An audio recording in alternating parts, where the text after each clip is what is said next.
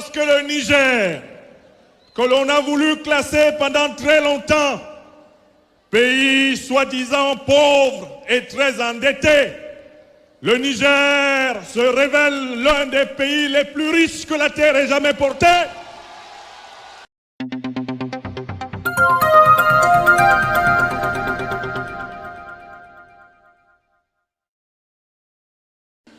Ceux de l'Institut de l'Afrique des libertés que j'ai l'honneur de diriger, d'animer depuis la place de Bamako au Mali.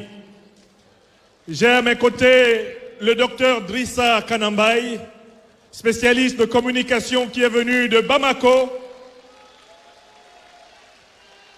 Nous aurons dans les prochaines heures 2 avocats panafricanistes engagés pour la défense des réparations légitimes des Africains dans les juridictions internationales, Maître Ndjifutao Woshawo Aboubekre des barreaux de Lille et Bruxelles et Maître Corinne Hellé du barreau de Londres, qui participent à mes côtés au soutien du gouvernement du Niger, au soutien du grand peuple africain du Niger, qui constituent les pionniers de la marche de l'Afrique vers la véritable souveraineté.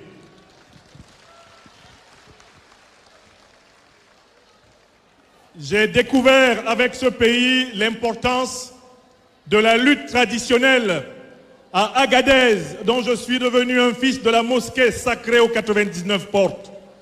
Je découvre ici la vitalité exceptionnelle de la culture nigérienne, qui est en tout point, le reflet de la grande culture africaine. Moi, je suis un fils du Cameroun, juste au sud, là, du lac Tchad. Et dans chacun des pas que j'ai vus sur cette estrade, j'ai vu toute l'Afrique danser. Je voudrais, sans être long, conclure cette petite intervention en disant ceci. C'est parce que le Niger, aux côtés du Mali et du Burkina Faso, constitue la prunelle des yeux des Africains en lutte, qu'aujourd'hui, toute l'Afrique a les yeux rivés sur vous, les yeux rivés sur nous. C'est parce que le Niger, que l'on a voulu classer pendant très longtemps, pays soi-disant pauvre et très endetté, le Niger se révèle l'un des pays les plus riches que la terre ait jamais porté.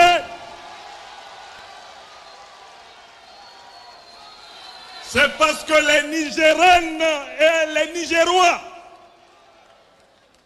se rendent compte qu'on leur a menti à leur propre compte, que grâce au courage des autorités nobles de ce pays et du peuple africain que vous représentez, les Africaines et les Africains de tous les continents sont fiers de se regarder dans un miroir. Les pas qui ont été accomplis depuis le 26 juillet 2023, les pas de l'an 1 de la révolution nigérienne, sont des pas qui sont chers à toute Africaine et à tout Africain, où que ce soit sur la terre. Le premier pas, c'est de dire que les richesses de l'Afrique appartiennent aux Africains.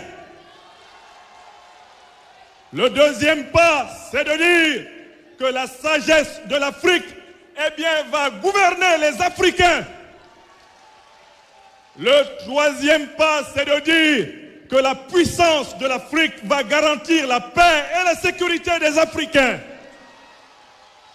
Et le quatrième pas, c'est de dédier l'Afrique au Tout-Puissant qui fidèle le continent le plus riche de la planète et qui va rendre à l'Afrique son statut de grande puissance mondiale à partir de sa forteresse en construction de la confédération de l'Alliance des États du Sahel.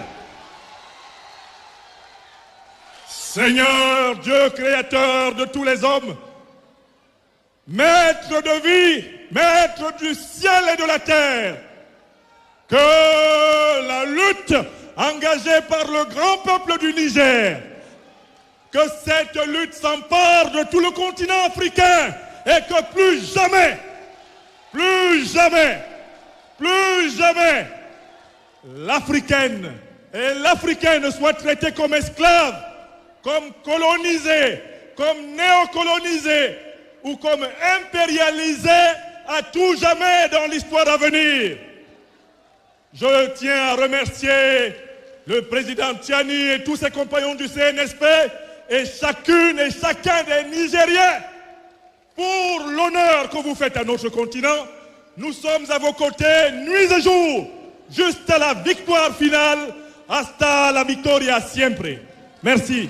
Merci beaucoup, Dr Franklin Yamsi, figure de proue du panafricanisme, grand défenseur de notre pays, le Niger. Merci beaucoup, docteur. On va passer à la deuxième phase de cette grande soirée, n'est-ce pas? L'animation musicale avec Léo.